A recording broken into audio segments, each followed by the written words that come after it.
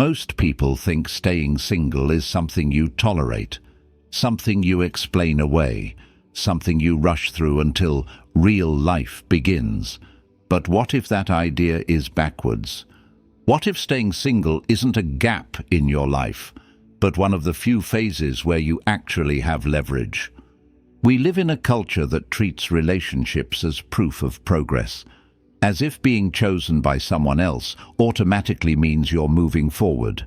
And when that becomes the standard, being single starts to feel like standing still, even when you're growing in ways no one can see yet. This episode isn't about rejecting love, and it's not about pretending independence means isolation. It's about understanding something rarely talked about: how staying single, when done consciously, can become one of the most powerful periods of personal development you'll ever experience. Because when you remove the emotional negotiations, the compromises, and the constant pull towards someone else's needs, something changes. Your attention comes back to you. Your energy becomes clearer. Your decisions become more intentional. And before we explore what that power looks like in practice, we need to start at the beginning, not with relationships, but with identity. Because the real question isn't why being single feels uncomfortable. It's who you become when you're no longer defining yourself through someone else. When you stay single, the first thing that changes isn't your schedule, it's your identity. In relationships, especially the ones we enter before knowing ourselves well, we quietly shape who we are around being needed, wanted, or chosen. We adapt, we soften edges, we emphasize certain traits and hide others. Not because we're dishonest, but because connection subtly rewards adjustment. Over time, your sense of self becomes collaborative, relational, dependent on feedback. Staying single interrupts that pattern. Without realizing it, you stop asking, "How am I coming across?" and start asking something far more important: what actually feels true to me? This is where the real power begins. When there's no one to impress, negotiate with, or emotionally manage, your choices get quieter and clearer. You notice which opinions are yours and which ones were adopted to keep harmony. You see which goals were genuinely meaningful and which ones only mattered because they were shared. Even your preferences start to shift once they're no longer filtered through someone else's expectations. This isn't isolation, it's definition. For the first time in a long while, your inner compass isn't being gently pulled off course by the need to belong. And that can feel strange at first. There's no immediate validation, no mirror reflecting you back. Just decisions landing fully on you. But that's exactly why this phase is so valuable. The Stoics believed that a person who cannot stand on their own cannot truly choose partnership. They can only seek relief.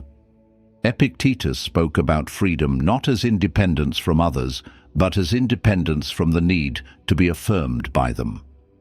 Staying single, when done consciously, creates the conditions for that kind of freedom. You begin to build a self that isn't reactive. Your values stop being theoretical and start becoming lived. You notice where you've been compromising out of fear rather than intention. You feel the difference between wanting connection and needing it to stabilize you. And slowly, your sense of worth starts shifting from something that happens between you and others to something that lives within you. This doesn't make you closed, it makes you solid. Because when your identity is no longer negotiated, you don't enter future relationships trying to be completed or validated. You enter them with clarity, with boundaries, with choice. And once you start seeing how staying single sharpens who you are, another question naturally follows. If identity becomes clearer without a relationship, why do so many people rush to avoid this phase altogether? That's where we go next. And that question leads directly into the next layer of this idea, because once identity starts to feel clearer, something else becomes impossible to ignore. When you stay single, you begin to see how often relationships are used not for connection, but for escape. Many people don't enter relationships because they've chosen someone carefully. They enter because being alone forces them to confront discomfort they don't yet know how to sit with. Uncertainty, insecurity, directionlessness. A quiet sense of not knowing who they are or where they're going. A relationship becomes a convenient solution, not to love, but to unease. Staying single removes that escape hatch. Without a relationship to absorb your emotional weight, you're left holding it yourself. There's no partner to stabilize your mood, no shared identity to soften your doubts, no emotional shortcut that makes unanswered questions feel temporarily resolved. And that can feel confronting at first, because it exposes how often closeness has been doing work your inner structure wasn't prepared to do alone. But this exposure is exactly where strength starts forming. When you don't have the option to disappear into someone else's life, you're forced to build your own. You begin noticing patterns you used to bypass, how quickly you seek reassurance, how easily you give up ground to avoid tension, how often you confuse attachment with love. None of this is judgment, it's clarity. The Stoics warned about this kind of dependency long before modern relationships made it socially acceptable. Seneca wrote that people often rush into companionship not because they've found peace, but because they're trying to outrun themselves. His insight wasn't anti-relationship, it was anti-avoidance. Anything that prevents you from knowing yourself keeps you weak, no matter how comforting it feels. Staying single removes the option to hide. You start learning how to regulate your own emotions instead of outsourcing that task. You discover which anxieties pass on their own when you don't immediately soothe them through closeness. You realize that boredom, restlessness and longing are not emergencies, they're signals. And when you listen instead of reacting, they lose their grip. This is where a subtle shift happens. You stop looking for someone to save you from your inner life, and you start organizing it instead. Your standards rise, not because you feel superior, but because you're no longer desperate for relief. You become less impressed by intensity and more attentive to stability, less drawn to chemistry that overwhelms, more drawn to alignment that lasts. Staying single in this way teaches you the difference between wanting someone and using them. And once you see that distinction clearly, you begin to understand something most people miss entirely. Many relationships fail not because of incompatibility, but because they were built to solve problems they were never meant to carry. That realization naturally brings us to the next idea, the myth that someone else is supposed to complete what you haven't yet built yourself. Then this is where the illusion really needs to be confronted, because once you've seen how staying single sharpens identity, and once you've noticed how relationships are often used as an escape, the next belief starts to crumble on its own, the idea that someone else is meant to complete you. This belief sounds romantic on the surface, but in practice, it quietly weakens people. When you stay single long enough to observe your own patterns clearly, you realize how dangerous the other half idea actually is. It suggests that wholeness lives outside of you, that stability arrives through another person, that clarity, confidence and direction are things you're given, not things you build. And when you believe that, even unconsciously, you don't choose relationships from strength. You choose them from lack. Staying single removes that distortion. Without a partner filling emotional gaps, you're forced to see which gaps are real and which ones were artificially created by comparison, pressure, or fear of being left behind. You notice that many of the things you thought you were missing were never meant to come from another person in the first place. A relationship can support your life, it can enrich it, but it cannot stabilize an unstable inner foundation. The Stoics were clear on this point. Marcus Aurelius reminded himself that no external thing, no person, no praise, no attachment can give you coherence if you haven't cultivated it internally. Depending on someone else to complete you doesn't create intimacy, it creates leverage, and leverage always distorts connection. This is one of the hidden powers of staying single. It forces you to become whole before you invite someone in. Your values stop being negotiable. Your boundaries stop being theoretical. You learn the difference between companionship and dependency, not through theory, but through lived experience. You stop asking, "Will they choose me?" and start asking, "Do they align with the life I'm building?" That shift is subtle, but it changes everything. Because when you no longer see a partner as the missing piece, relationships stop being a solution and start becoming a choice. A deliberate addition, not a rescue mission. You're no longer looking for someone to carry parts of you that you haven't learned to carry yourself. And once you reach that point, something interesting happens. Being single no longer feels like waiting. It feels like preparation, which naturally leads to the next question. If staying single helps you become whole, what does that wholeness actually look like in daily life? And how does it change the way you move through the world? And once you let go of the idea that someone else is supposed to complete you, a quieter but far more demanding task begins. Staying single forces you to live with yourself without shortcuts. In relationships, many things get softened. Your uncertainty is shared. Your emotional weight is distributed. Decisions are negotiated. Even confusion feels lighter when it's mirrored by someone else. But when you're single, truly single, not distracted or half-attached, there's no one to carry parts of your inner life for you. And this is where most people rush to escape. Because wholeness is not a feeling. It's a structure. It shows up in how you make decisions when no one is watching, in how you handle discomfort without immediately reaching for reassurance, in how you respond to boredom, restlessness, or loneliness without turning them into emergencies. Staying single removes the emotional buffering that relationships often provide and reveals how stable your inner world actually is. This isn't comfortable work. You begin to notice how often you relied on closeness to regulate your emotions, how quickly you looked outward for grounding, how much of your calm depended on someone else's presence rather than your own capacity. And when those supports are gone, the imbalance becomes visible, not as a flaw, but as a gap waiting to be strengthened.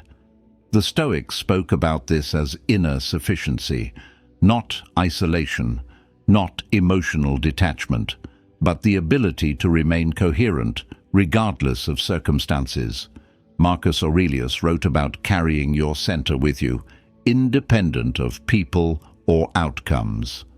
Staying single, when approached consciously, creates the conditions for exactly that kind of coherence. You start learning how to sit with discomfort instead of solving it through attachment. You practice making choices without needing immediate validation. You feel the difference between a desire that passes and a value that stays. Over time, these small moments accumulate into something solid. This is what becoming whole actually looks like. Not perfection, not constant confidence, but reliability. You become someone who can trust their own reactions, someone who doesn't collapse under uncertainty, someone who can be alone without feeling diminished. And from that place, your standards change naturally. You're no longer impressed by intensity or urgency. You're drawn to consistency, clarity, and emotional maturity because you've had to cultivate those qualities yourself. Staying single doesn't make you closed off. It makes you calibrated. You stop entering connections hoping they'll stabilize you. You stop confusing chemistry with compatibility. You stop tolerating situations that drain you simply to avoid being alone. And perhaps most importantly, you stop mistaking attention for intimacy. Wholeness rewires your expectations. You no longer look for someone to carry your unresolved parts. You carry them yourself. And that doesn't make relationships unnecessary. It makes them honest. It ensures that when you choose someone, it's not because you're incomplete, but because your life has room for something meaningful. And once you experience that kind of internal stability, another realization begins to take shape. If you can stand on your own this steadily, if your sense of worth no longer depends on being chosen, then staying single isn't a limitation at all. It's the phase that quietly trains you to choose better, not out of fear, but out of strength. And once that inner stability starts to take shape, something very practical begins to change in your life, your focus. Staying single returns your energy to you. In relationships, even healthy ones, attention is constantly divided, not in a dramatic way, but in subtle, continuous negotiations, emotional check-ins, compromises, adjustments, considerations. Over time, this division becomes normal, almost invisible. You don't notice how much of your mental bandwidth is spent managing connection rather than building direction. When you stay single, that noise quiets, not into emptiness, but into clarity. You start to feel where your energy actually wants to go, not where it's supposed to go, not where it looks good socially, but where it naturally pulls you when it's no longer redirected toward maintaining emotional balance with someone else. This is one of the least discussed advantages of staying single: undiluted focus. Without the constant emotional cross-referencing, your goals stop competing with intimacy. You notice how much momentum was lost to indecision, how often progress was postponed to keep harmony, how many ambitions were quietly downsized to remain compatible. Staying single removes that friction. Suddenly, your days feel more intentional, not necessarily easier, but clearer. You begin structuring your time around growth instead of accommodation. Your routines stabilize because they belong to you alone. Your discipline strengthens because it no longer depends on negotiation or shared motivation. The Stoics viewed focus as a moral skill. Seneca wrote extensively about how scattered attention weakens character, not because life is demanding, but because we allow too many claims on our time. Staying single reduces those claims. It simplifies the landscape so you can see what truly matters. And this clarity isn't just professional or productive. It's psychological. You start recognizing which pursuits energize you and which ones drain you. You become less tempted by distraction disguised as excitement, less reactive to urgency, more deliberate about where you invest effort. Because now, effort has a direct relationship with outcome. This is where a quiet confidence begins to emerge, not the loud kind that announces itself, but the steady kind that comes from alignment. You're no longer trying to build a life around a relationship. You're building a life that a relationship would need to fit into. And that reverses everything. Your standards stop being theoretical. They become structural. You don't say no because you're afraid. You say no because your direction matters. You stop chasing possibilities that interrupt your focus, even if they're emotionally tempting. Staying single in this phase feels less like absence and more like precision. You're no longer everywhere at once. You're where you choose to be. And once you experience what it's like to move forward without divided attention, without emotional drift, you begin to understand something most people never articulate clearly.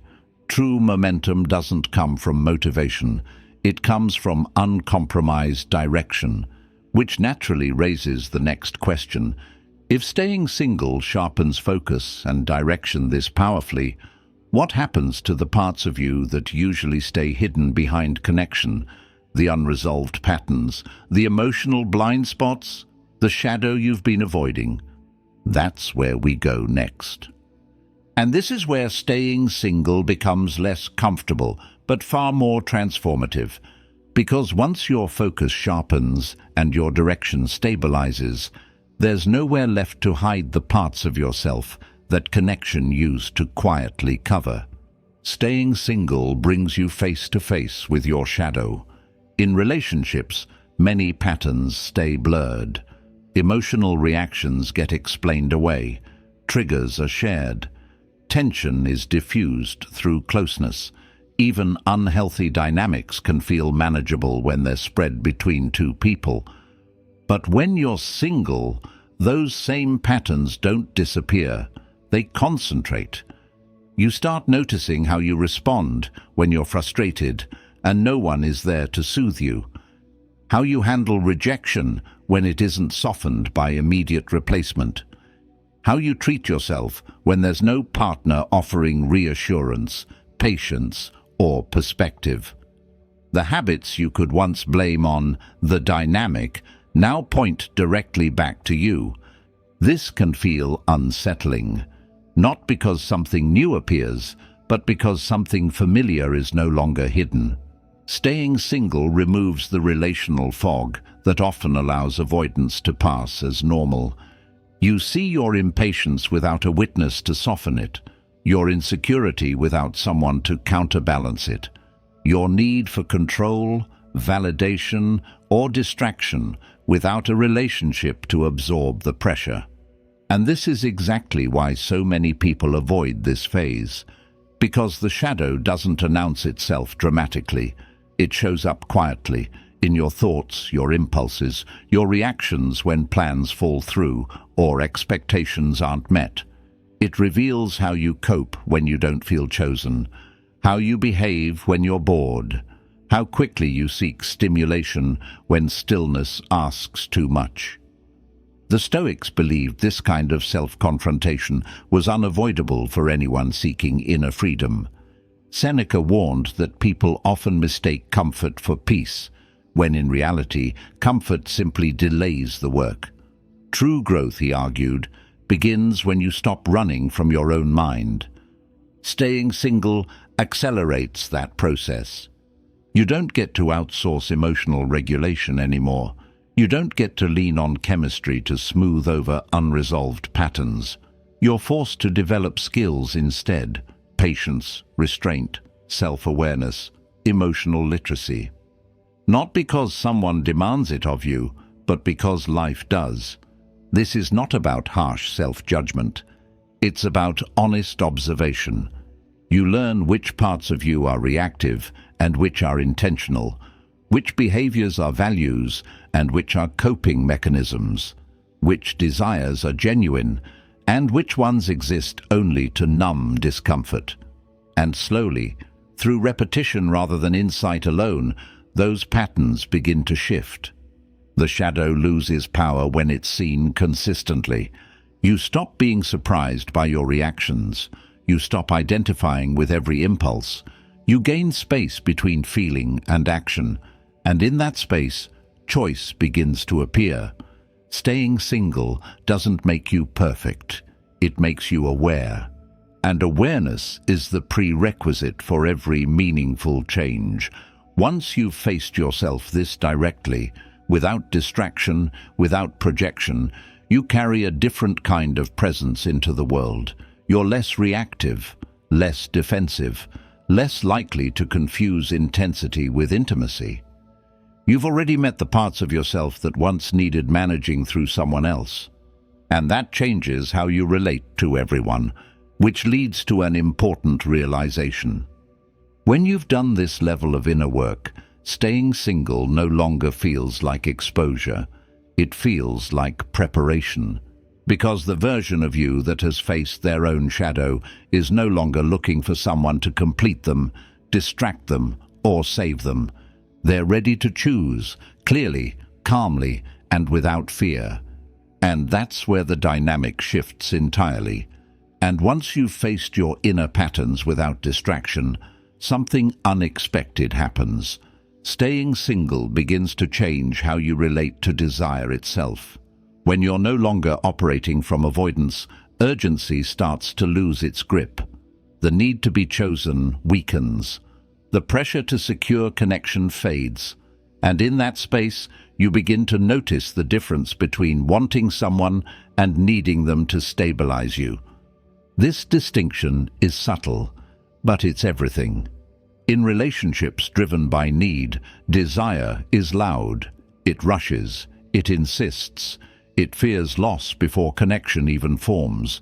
But staying single long enough to build emotional independence rewires this dynamic. Desire becomes quieter, more selective, less reactive. You're no longer pulled toward people who promise relief. You're drawn toward people who align with the life you've already built. This is one of the hidden powers of staying single. It recalibrates attraction. You stop being impressed by intensity alone. Chemistry without stability loses its appeal. Emotional highs no longer feel like depth. And because you're no longer seeking validation through closeness, manipulation becomes easier to spot.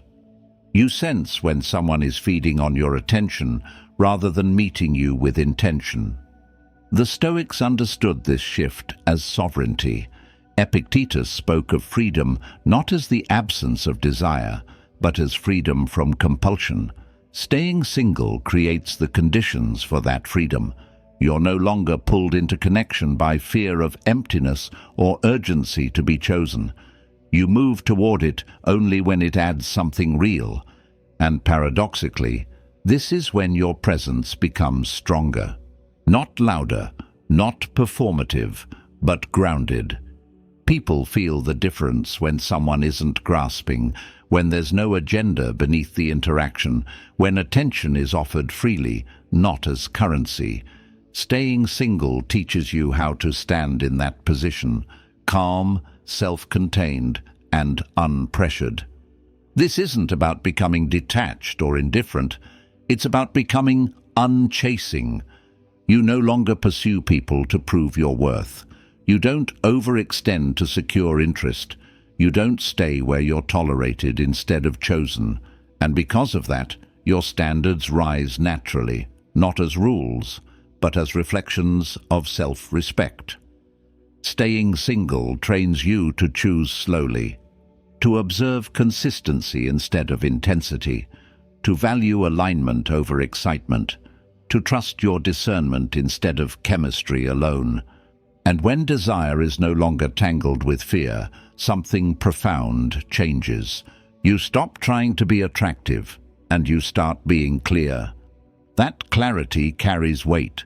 It shapes how others respond to you, not because you're performing confidence, but because you're no longer seeking permission to exist in someone else's life. Once desire is no longer running the show, another realization follows naturally. If you can relate to others without needing them, if connection becomes a choice rather than a solution, then staying single hasn't isolated you at all. It's prepared you for relationships that are built on strength, not dependence. And when desire is no longer driving you, something even more important settles in. You stop outsourcing your value. Staying single forces a quiet reckoning with validation, where it comes from, how often you look for it, and what happens when it's suddenly unavailable. In relationships, even healthy ones, affirmation is woven into daily life. A look, a message, a shared rhythm that confirms you matter. Over time, that confirmation becomes background noise, And you don't notice how much of your self-worth is being regulated externally. When you're single, that noise disappears. At first, the absence can feel unsettling, not because your value is gone, but because the habit of being reminded of it is. You notice the impulse to check whether you're desirable, interesting, or relevant. You feel the urge to measure yourself through someone else's attention. And without a partner to reflect you back to yourself, those impulses become visible. This is where emotional autonomy is built. Staying single teaches you how to generate steadiness without applause. You learn to approve of your own choices before they're agreed with, to sit with uncertainty without immediately seeking reassurance, to hold your ground internally even when no one is affirming it from the outside. The Stoics spoke about this as inner authority. Marcus Aurelius reminded himself that the mind becomes strong when it stops asking the crowd to confirm its worth. Not because praise is bad, but because dependence on it creates fragility. If your value rises and falls with reaction, you're never really stable, you're just responsive. Staying single exposes that pattern and gives you the chance to change it. You start noticing how often validation was used to soothe anxiety rather than to celebrate truth. How approval replaced alignment. How being wanted sometimes mattered more than being respected. And as these realizations surface, your behavior begins to shift. Not through force, but through clarity. You stop explaining yourself excessively. You stop chasing affirmation that feels hollow. You stop shrinking or performing to maintain interest, not because you're detached, but because you're anchored. This kind of self-validation isn't loud or defensive. It doesn't announce itself. It shows up as calm consistency, as a reduced need to prove, as the ability to hear opinions without being ruled by them. You become less reactive to praise and less destabilized by indifference. Staying single gives you the space to practice this daily. You learn how to trust your own judgment, how to sit with moments of self-doubt without panicking, how to feel enough without being reminded. And slowly, your sense of worth moves from something that happens between you and others to something that lives within you. This doesn't make you rigid, it makes you resilient. Because when your value is internally sourced, relationships stop being auditions. You're no longer entering connection hoping to be validated. You're entering it to share something that already exists. And once emotional autonomy is in place, another shift becomes unavoidable. If you're no longer seeking validation, and you're no longer driven by need, then the way you choose people and the way you walk away changes completely. That's where the real power begins to show. And once validation is no longer running your decisions, a different kind of clarity starts to emerge. Your standards stop being theoretical. Staying single creates a rare environment where you're not negotiating your boundaries in real time. There's no pressure to explain yourself, no urgency to compromise prematurely, no temptation to soften your limits just to keep someone interested. And in that space, you begin to see what you actually require to feel respected, calm, and aligned. This is where many people get uncomfortable, because standards, when they're real, exclude. In relationships driven by fear of being alone, standards are often flexible. They bend under chemistry. They get postponed for potential. They're rationalized away with hope. Staying single removes that distortion. Without emotional urgency clouding judgment, you're forced to confront a simple truth. Not everyone deserves access to you, and that realization is liberating. You begin noticing patterns you once overlooked. Inconsistency that used to feel exciting now feels draining. Ambiguity that once kept you hooked now reads as avoidance.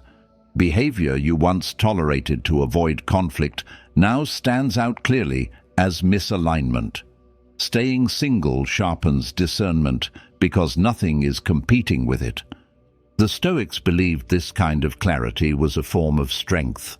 Epictetus taught that the ability to walk away calmly is a sign of inner freedom, not emotional coldness. When you're no longer dependent on external approval, you can choose based on principle rather than impulse. Staying single trains this muscle daily. You practice saying no without explanation. You learn to leave situations that erode your peace, even when they offer comfort or familiarity. You stop confusing effort with compatibility, and most importantly, you stop negotiating with red flags simply because you want something to work. This doesn't make you rigid or closed. It makes you selective. Your standards stop being a list and start becoming a feeling, a sense of internal alignment that tells you when something fits and when it doesn't. You're no longer trying to mold yourself into someone else's life. You're evaluating whether someone can enter yours without disrupting what you've built. And this is where real power shows up. The ability to walk away without anger, without proving a point, without needing closure that costs your self-respect. Staying single strengthens that ability because you're not leaving a person, you're choosing yourself. You're not reacting to loss, you're protecting direction. And the calmer you become with walking away, the less power anyone has to manipulate you through attention, withdrawal, or uncertainty. This shift changes every interaction. You listen differently. You respond more slowly. You observe consistency over time instead of intensity in the moment. You stop being impressed by words alone and start paying attention to patterns. And because you're no longer afraid of being alone, you don't stay where you're tolerated instead of valued. Staying single teaches you that peace is a standard, not a bonus. And once that becomes clear, there's only one step left. When identity is solid, desire is calm, validation is internal, and standards are clear. What remains is choice, not rushed, not pressured, not desperate, just deliberate. And that's where everything finally comes together. And this is where all of it comes together. When you've stayed single long enough to build identity instead of borrowing it, to face yourself instead of escaping, to focus your energy, regulate your emotions, set real standards, and validate your own worth, something fundamental changes. You stop needing, and the moment need disappears, your entire relationship with life shifts. Staying single teaches you the difference between urgency and intention, between chasing connection and choosing it, between fear-driven attachment and calm alignment. You're no longer moving toward people to fill a gap. You're moving toward them because they fit the life you've already shaped. This is the final power most people never reach. Not independence for its own sake, not emotional distance, but choice without pressure. When you don't need someone to complete you, save you, distract you, or stabilize you, your decisions become slower and cleaner. You're no longer impressed by attention alone. You're no longer swayed by intensity. You're no longer afraid that walking away means losing something essential. Because nothing essential is external anymore. The Stoics understood this as inner freedom. Marcus Aurelius wrote that when you are no longer attached to outcomes outside your control, you move through the world with a kind of quiet authority. Staying single, when lived consciously, trains exactly that state. You become someone who can enter relationships fully, without fear of loss defining your behavior. This doesn't make you cold, it makes you honest. You choose people because they align with your values, not because they relieve your anxiety. You stay because there is consistency, respect, and shared direction, not because you're afraid of starting over. And when something no longer fits, You can leave without drama, resentment, or self-betrayal. That's the paradox. The moment you stop needing relationships to feel whole, you become capable of building healthier ones. Staying single stops being a phase you rush through. It becomes a foundation, a training ground, a period where you learn how to stand steady before you invite anyone to stand beside you. And once you've lived from that place, you don't fear being alone anymore. Because being alone is no longer where you lose yourself. It's where you found the strength to choose, clearly, calmly, and without compromise. That is the real power of staying single. So if there's one thing to take with you from all of this, let it be this. Staying single is not a pause in your life. It's not a failure to move forward. And it's not something that needs to be justified, explained, or rushed through. It's a phase where pressure is removed, where noise quiets down just enough for you to hear yourself clearly, where you stop borrowing identity, outsourcing stability, and negotiating your worth in exchange for closeness. When you use this season well, you don't come out hardened. You come out clear. Clear about who you are, clear about what you tolerate, clear about what you want and what you no longer need. And from that clarity, relationships stop being something you chase or cling to. They become something you choose, calmly, deliberately, without fear of being alone, pulling the strings behind your decisions. If you're single right now, maybe this isn't the time to ask, when will something happen? Maybe it's the time to ask, who am I becoming while nothing is distracting me? Because the strongest relationships are built by people who learned how to stand on their own first.